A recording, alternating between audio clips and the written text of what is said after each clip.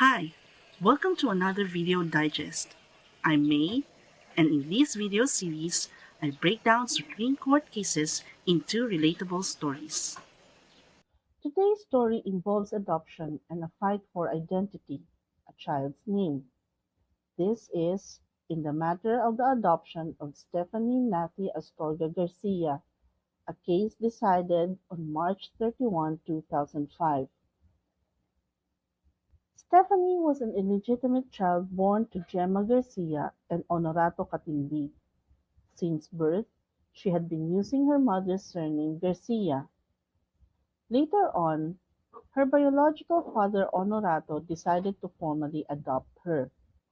At this point, Honorato was already a widower, and according to the records, Stephanie had been under his care and custody since birth. Long before the adoption case reached the courts, Honorato had actively taken on the role of a parent in Stephanie's life, caring for her and raising her as his own daughter.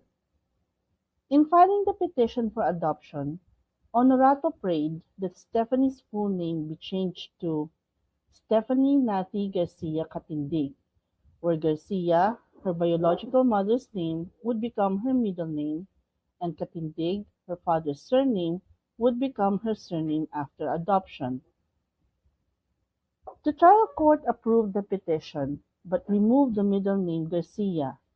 According to the court, there was no law expressly allowing an adopted child to use the surname of the biological mother as a middle name. And so, the father, Honorato, elevated the case to the Supreme Court.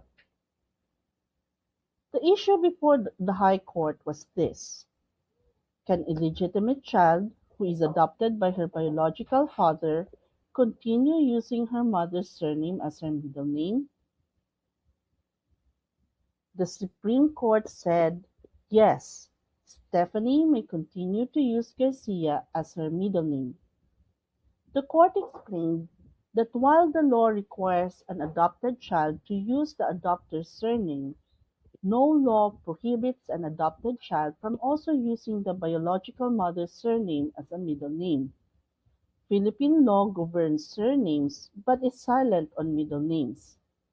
The court also emphasized that adoption laws must be interpreted liberally in favor of the child, with the child's welfare and best interest as the highest consideration.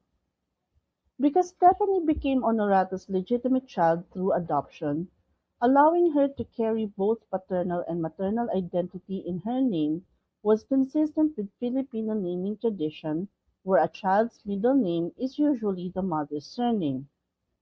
Allowing Stephanie to keep Garcia would preserve her maternal lineage, maintain her legal and family connections to her biological mother, including rights relating to her maternal family, and help remove the stigma sometimes associated with illegitimacy.